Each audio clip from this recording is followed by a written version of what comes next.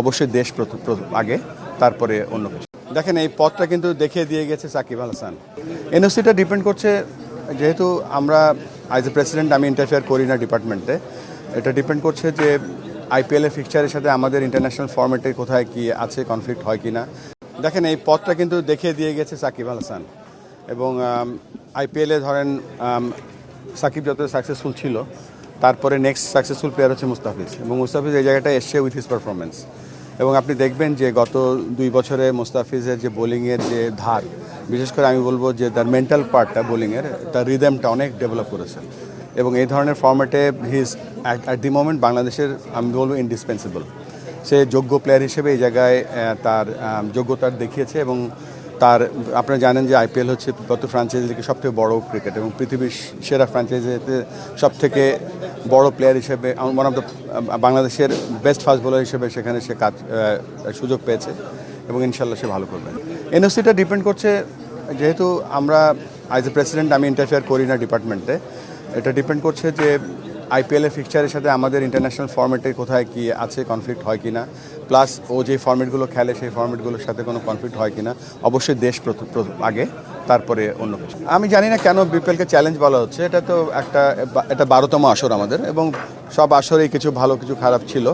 তা সব অভিজ্ঞতা আমরা নিয়েছি। আমাদের হাতে সময় কম ছিল, তারপরে আমরা চেষ্টা করেছি এই বিপিএলটাকে যত সুন্দরভাবে সাজানো যায়।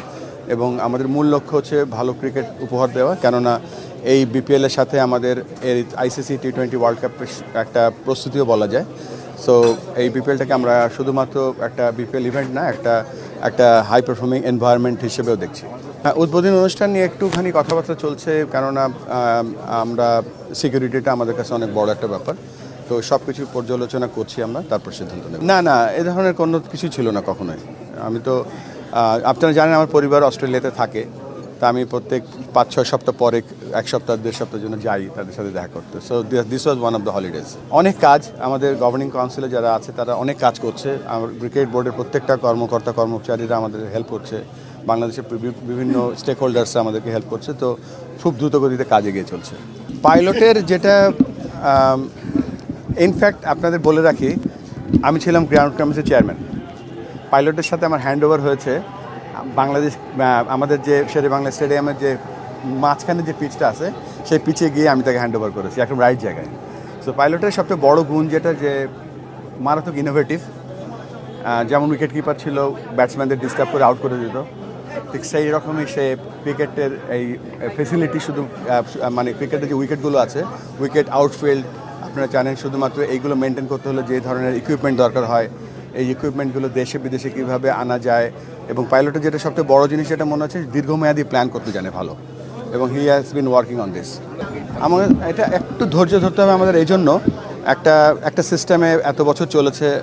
আপনারা জানেন যে আমরা একটা পুরো ব্যাপারটা নতুন HR রিভিউ করেছি, রিভিউ করে নতুন পলিসিগুলো আমরা ইমপ্লিমেন্ট করছি।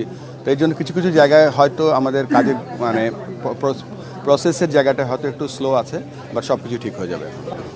প্রথমে একটা ইনফরমেশন দিই, দেখেন যে কোনো দেশে ফর্মার প্লেয়াররা যখন বোর্ডে আসে, আপনি যদি দেখেন পার্শ্ববর্তী দেশেও যদি দেখেন, কয়েকদিন আগে প্রসাদ আসছে একটা জায়গায়, ভেঙ্কটেশ প্রসাদ, কুমলে, তারপরে আপনার বিবেশ লাগছে, রাহুল, সবাই কিন্তু বোর্ডে যখন কাজ করে, অস্ট্রেলিয়া বলেন, ইন্ডিয়া মানে ইংল্যান্ডে বলেন, তারা কিন্তু ক্রিকেটের ডেভেলপমেন্টে চিন্তা করেন, কী করে আরও ডেভেলপের সাথে বলবো যে ক্রিকেটের আরও কালচারটা ডেভেলপ করা যায়, আরও ভালো প্লেয়ার তৈরি করা যায়, কী করে মাঠ কী করে ভালো বানানো যায়। আমাদের দেশে দেখেন আমরা ফর্মার প্লেয়ার আসছি, এসে দেখি যে মাটির প্রবলেম, মাটি নাই, 20,000 সেফটি জায়গায় 7,000 সেফটি মাটি। আমরা তো আসলে বেশি তদন্ত করার মানুষ না, বাট এই যে দেখেন কত বাজে অবস্থায় আছি। বাট আমরা চেষ্টা করছি যে সামনের দিনগুলোতে যেন ক্রিকেট প্লেয়াররা যেন এবং ক্রিকেটের অবকাঠামো এবং কালচারটা যেন আমরা ডেভেলপ করতে পারি, সেই পদক্ষেপটা নিচ্ছি। আপনি যেটা বলেছেন যে এটা একটা সুন্দর আমরা একটা কমিটি বানানো হয়েছে, এবং এই কমিটিতে আমরা যেহেতু গ্রাউন্ডস কমিটিতে আমি আছি, এই কমিটিতে আমার থাকাটা ঠিক না, অন্য নিউট্রাল একটা কমিটি বানানো হয়েছে, যেটা খুব শীঘ্রই আপনারা হয়তো এটার একটা তদন্ত রিপোর্টটা পেয়ে যাবেন। আমি চাই যে রিপোর্টও হোক, বিকজ পুরাতনে কে কী করেছেন সেই রিপোর্টগুলো দরকার। এবং সামনের দিকে ট্রেন আগাতে চাই, আমরা ভালো দিক থেকে দেখতে চাই যে কী করে ক্রিকেটটা আরও সামনের দিকে আগানো যায়। আমরা এটাকে অপোজিশন পার্টি হিসেবে কাউকে দেখছি না। এখন দেখেন, বাংলাদেশ ক্রিকেটের সবথেকে বড় ব্র্যান্ড হচ্ছে ঢাকা লিগ, ঢাকার first division, second division, third division, even qualifier. So আমাদের কাছে সবাই বন্ধু, তারা সবাই আমরা আশা করছি খেলবে, আসবে, এবং ফার্স্ট ডিভিশনে বেশ কিছু ক্রিকেট আসেনি, ক্লাব আসেনি। সো আমরা যে প্লেইং কন্ডিশন আছে সেটাই ফলো করব। আর সবগুলো ক্রিকেটকে আমরা সব ক্লাবকে এবং সবাইকে আমন্ত্রণ জানাবো, কেননা আপনারা জানেন যে বাংলাদেশে একটা মাত্র 50 ওভার ক্রিকেট হয়, লিস্ট এ ক্রিকেট হয়, সেটা ঢাকা প্রিমিয়ার লিগ, এবং সেটা যদি কোনোভাবে ব্যাঘাত ঘটে এটা আমাদের জাতীয় দলের জন্য একটা বড় হুমকি। তো আশা করি এই হুমকির কথা চিন্তা করে হলেও আমরা সঠিক সময়ে 50 ওভারের যে ঢাকা প্রিমিয়ার লিগ শুরু হবে এবং অন্যান্য লিগ যথাসময় শুরু হবে ইনশাল্লাহ, এবং নর্মাল গতিতে চলবে। আপনারা জানেন যে আমাদের যে এবারে বিপিএলে আমরা চেষ্টা করছি বাংলাদেশের বিভিন্ন ল এনফোর্সমেন্ট যে ডিপার্টমেন্টগুলো তাদেরকে ইনভলভ করতে।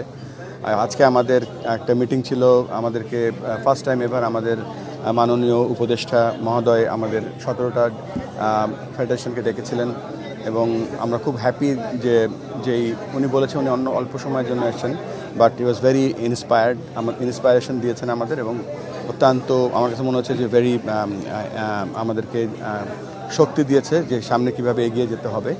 আর আমরা খুব হ্যাপি আজকের মিটিংয়ে। উদ্বোধনী অনুষ্ঠান হয়তো আমরা করব না, হয়তো কেননা দেশের সার্বিক পরিস্থিতি প্লাস সিকিউরিটি একটা বড় ব্যাপার এখানে। আমাদের কাজ হচ্ছে ক্রিকেট খেলা ভালো করে চালানো, তো আমরা সব দিকে ফোকাস রাখছি। তবে এই মুহূর্তে আমরা ক্রিকেটটাকে বেশি, আপনারা জানেন যে মেয়েদের বিসিএল শুরু হয়েছে, ন্যাশনাল চ্যাম্পিয়নশিপ শেষ হয়েছে, আন্ডার 19 পাকিস্তানের সাথে খেললো, এবং আমরা বাংলাদেশের 64টা জেলা আছে, 64টা জেলাকে আমরা অফার করছি যে যেখানেই মেয়েদের লিগ করবে আমরা সমস্ত খরচ দেবো সেখানে। আর আরেকটা হচ্ছে ইনকোয়ারি কমিটি যেটা হয়েছে, তারা তাদের মতো তাদের গতিতে কাজ করছে, খুব শীঘ্রই তারা হয়তো এটার যে ইনকোয়ারি করেছে সেটা আউটকাম হয়তো জনসমক্ষে আসবে।